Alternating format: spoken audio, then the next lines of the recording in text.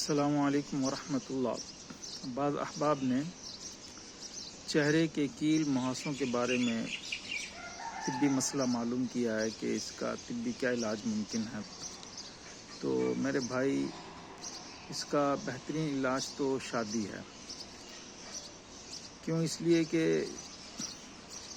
جس وقت بچی بالغ ہوتے ہیں تو ان کے ہارمونز میں کچھ چینجنگ آ جاتی ہے، تبدیلی پیدا ہو جاتی ہے، اور جس وقت جنسی اعضاء نشوونما پاتے ہیں بچیوں کے، تو بچپن سے تو ایک خاموشی کے ساتھ ان کی نشوونما ہوتی رہتی ہے، لیکن جیسے وہ سن بلوغت میں قدم رکھتے ہیں، بالغ ہوتے ہیں بچیاں، تو ان کے نشوونما کے ساتھ جو ہے ان سے ایک رزلٹ پیدا ہونا شروع ہو جاتا ہے، یعنی جیسے منی بننا شروع ہو جاتی ہے یا ماہواری کا خون بننا شروع ہو جاتا ہے۔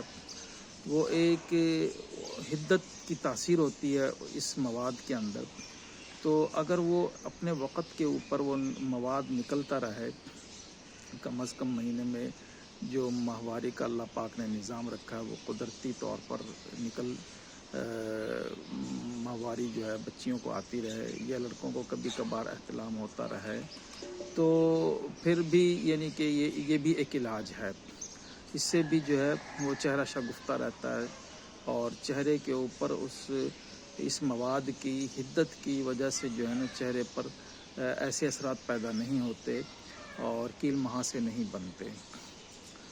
ایک تو وجہ یہ ہے، اور دوسری وجہ یہ ہے، تو اس وجہ کا تو فائدہ یہ ہوا معلوم ہونے سے کہ ہم جو ہے پہلے اگر بچیوں کو اگر یہ مسئلہ درپیش ہے تو وہ اپنی ماہواری کے نظام کو صحیح کریں۔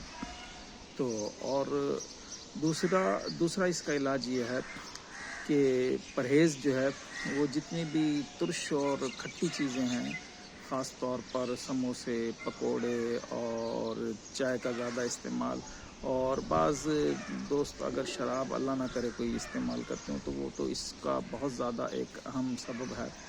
تو اسی طرح کی جو بھی بچیاں ترش چیزیں زیادہ شوقین ہوتی ہیں استعمال کرنے کی، تو اس سے بھی یہ چیز چہرے کے کیل مہاسے زیادہ ہو جاتے ہیں۔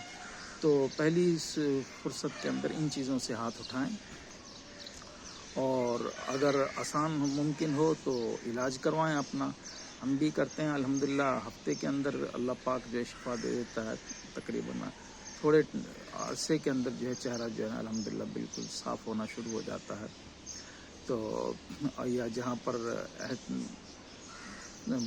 آپ کو اطمینان ہو وہاں سے اس کی دوا لیں۔ تو سب سے زیادہ بہتر یہ ہے کہ آپ جو ہے اپنے ماہواری کے نظام کو درست کریں، اس کا بھی علاج ہوتا ہے۔ اور دوسرا یہ ہے کہ آپ ترش چیزوں سے احتراز کریں، ترش اور کھٹی چیزوں سے احتراز کریں، اور کہنے میں دودھ کا، سلاد کا اور صحت افزا چیزوں کا استعمال زیادہ کریں۔ جو مصنوعی ترش چیزیں ان سے بالکل ہاتھ اٹھا لیں۔ السلام علیکم ورحمۃ اللہ۔